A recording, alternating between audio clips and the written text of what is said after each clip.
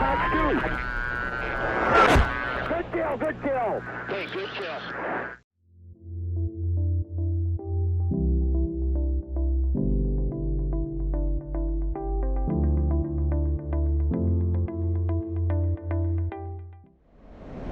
Hey guys, welcome back to another video. We are scrambling in the F-16 here. We're going to head off in a direction of a possible hostile contact, entering the airspace here.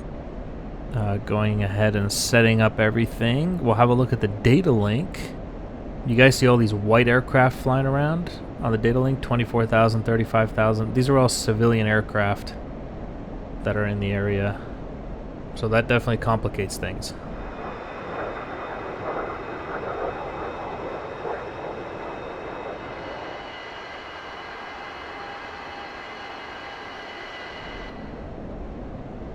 And you can see that we have our red contact that was at 21,000 feet. Some sort of flanker. 24,000 feet. You can see him climbing now. We have aircraft on the ground, it looks like, who are taking off. Civilian aircraft taking off from the ground.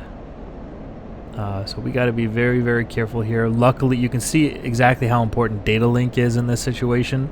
Really helps to deconflict and make sure that you're not going to shoot down something civilian or even put a missile near something civilian. That's going to be an issue as well. We got to be very careful with our missiles.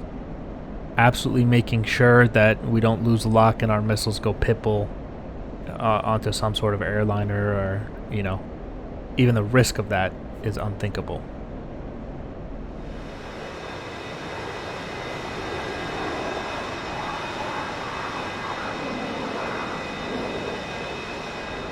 But at the same time, we have to consider that he may not be thinking like that. He may be totally fine with slinging his missiles into, you know, wherever they go. So we need to take him down, and take him down very quickly for the sake of everybody here. But we have him over here at about 43,000 feet. Radar seeing everything in the area except the one guy I need to lock up. So just patiently wait for that to come up. We'll lock him up.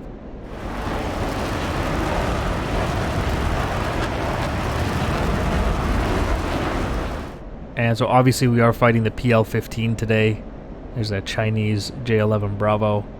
We got to be very careful with those PL-15s. They claim that those are on par with Meteor missiles. I don't know if that's true, but if they are, that's going to be a serious problem. As you can hear, that is the RWR indicating to me that we are being hard locked right now by that flanker. Still don't have him on radar here. I am getting a feed from the data link, of course. That's how I know he's there.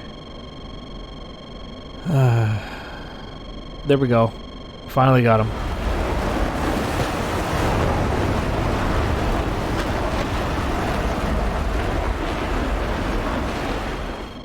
Got him on radar here. Finally locked him up. About 42 miles, Fox 3. And we're going to start defending. We're going to crank and reduce altitude.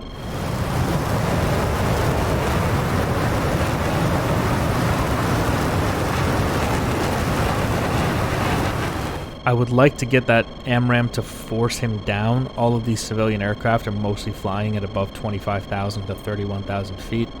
If I can drive the fight down a little, it's a lot safer for everybody here. And we should be able to kill him like that. You can see the contrail off to the right there of a civilian aircraft right there. Absolutely clueless as to what's going on around him.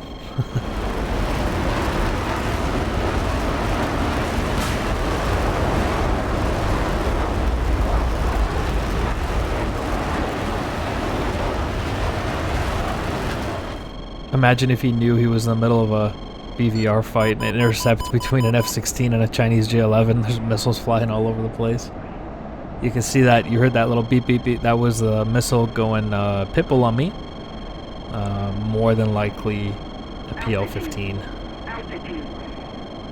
So you'll see me going cold here just to ensure that we are safe. We're going to jettison tanks.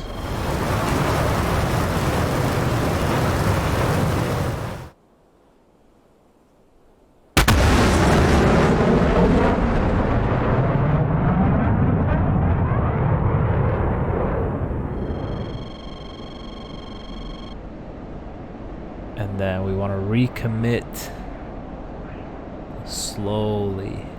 Really drag those missiles.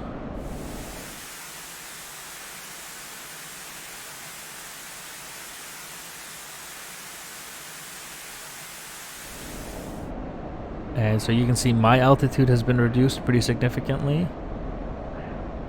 And he just went off data link, which is not good.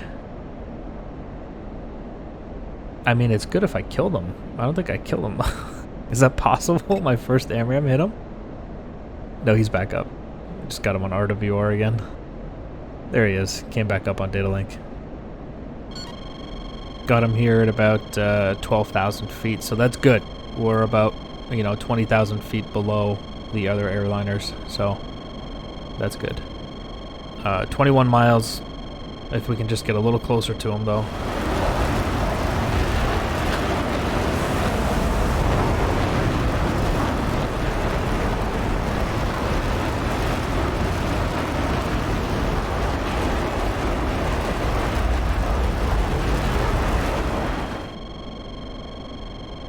Okay, Fox 3 and defending 18 miles.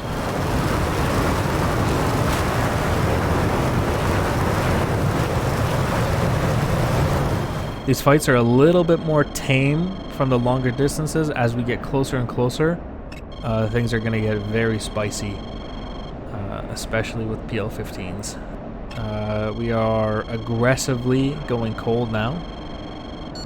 And that's the reason why. That is a PL-15 that just went pitbull on me. Luckily, I'm already running away from him, so I'm not super worried about it. You see that little splash in the water back there? That would be the PL-15 hitting behind me. So it doesn't look like it tracked the way it was intended to. Looks like it pitbulled onto a whale or something in the water. But I have him on radar here. Not on data link. Never mind, he just came up on data link. Confirmed that's him at 17 miles. And I just want to climb a little. It's not a great shoot queue. I will go ahead and increase probability of kill by climbing a little bit here.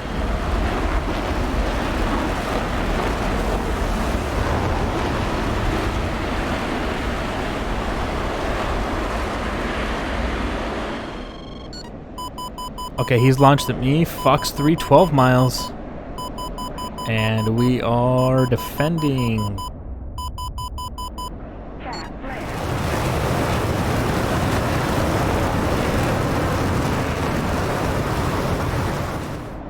Okay, we have 2 AMRAMs remaining, and luckily no civilian aircraft are, flying this low over the water. There would be no reason for that. And we're very close ranges now. We're about 12 miles. So this is good. This means, the danger is all between me and him now. And we're going to go ahead and recommit here. At this point, it really matters who recommits first as to who's going to take the first shot and hopefully kill the other guy.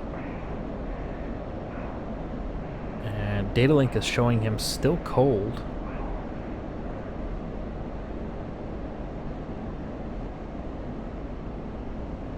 Still don't have him here. He's running away. Nope. RWR just pinged him. Data link will probably update here and he'll be facing me. Oh, he's facing me and he's much closer.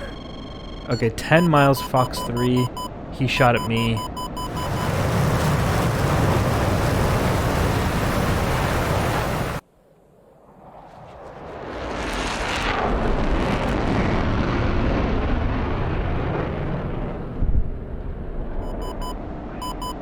Yep, we're going cold. We're going cold. 1 AMRAM remaining.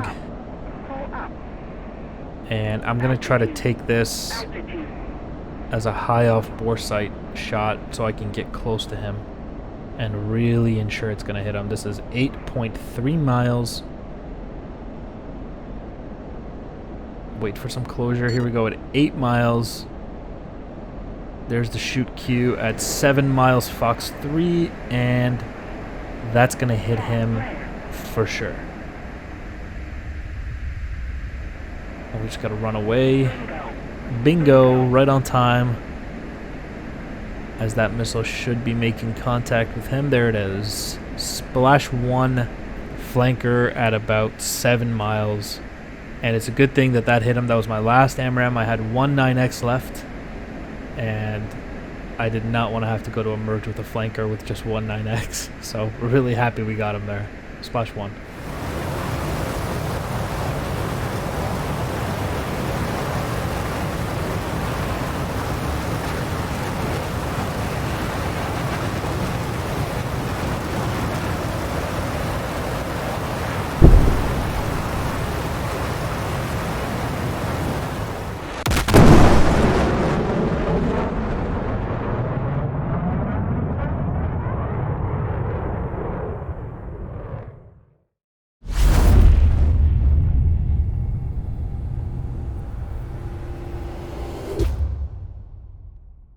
Alright guys, so quick little TAC view review here. You can see all the civilian aircraft. This is kind of a, chaotic environment.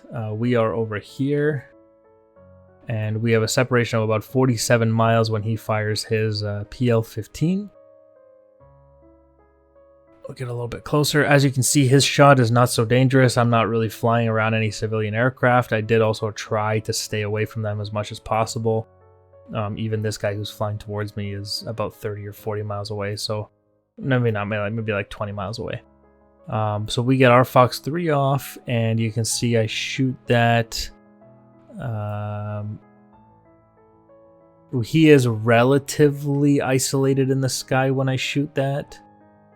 He's 12 miles away from him, but he's a significantly lower altitude, and 12 miles is actually kind of a lot for this missile. The AMRAAM won't be able to reach an extended 12 miles to hit the target there.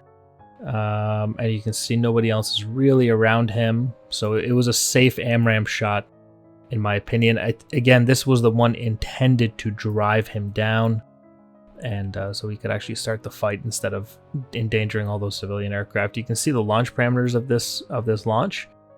It was at 42 miles at Angels, 40 at a Mach of almost 1.5. So this is actually a super dangerous AMRAAM. It's a really good AMRAAM launch. You could probably actually hit something at 60 miles, assuming that they are at 40,000 feet and they're not defending. The parameters of his launch were actually much less. You can see he's at a much lower Mach than mine for that PL-15. We can even rewind that. You can see he's barely above Mach 1 when he fires it. So my AMRAAM is far, far more dangerous than anything he puts out. And we'll track that missile. His PL-15 actually comes dangerously close to this civilian aircraft. In hindsight, this is actually kind of my mistake. I could see on data link this guy, and I technically should have defended away from him instead of dragging this missile towards that civilian aircraft. So, I mean, he's not cool for launching a missile into an area where there's a bunch of civilian aircraft, particularly this guy. But I understand he had to, because I shot at him, but then I made the mistake of defending into the civilian aircraft. So, big mistake on my part. Luckily, we get away with it. That missile doesn't hit anything. It does come pretty close. We'll have a close look at that one in a sec. But let's see this. He starts defending. He fires another PL-12. Sorry, PL-15. And my missile comes very close to hitting him.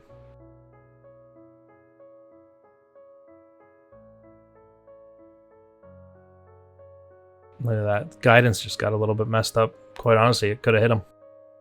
Very dangerous missile. So let's see what happened with his PL-15. It just kind of ends up blowing up in the sky. This one also messed up guidance, hits the water behind me. So we recommit, and at this point everybody's down on the ground. We're away from the civilian aircraft, so things can get a little bit more aggressive. You can see he fires his PL-15. I go cold to defend it. He does the same to me. He comes back, fires his. I go cold, narrowly survive this PL-15 here by 3,000 feet exactly. That missile hits behind me. that AMRAAM doesn't even make an attempt to track correctly. I had a recommit here. He fires an R77. He's all out of PL-15s. AIM 120 doesn't track again, and this is the one where I think it gets him. Yeah. So here's what happened here. You can see the separation is about 8 miles.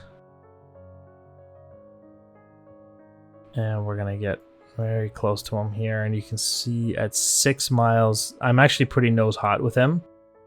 I was trying to be kind of offset. I wanted to be like facing this way. These are my wings. And then I wanted to be able to break this way and have the missile just peel off and go get him. But in the heat of the moment, I guess I ended up pretty nose hot, as you can see, which is not good.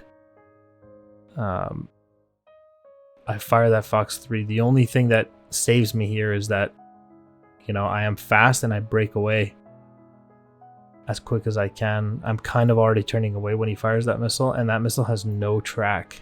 Look at that. Splash 1, he's dead, and his missile just is going off into oblivion. So this is an A10, but I know it's showing up on TACView as an A10, but that's actually one of like a Cessna that's flying in the area.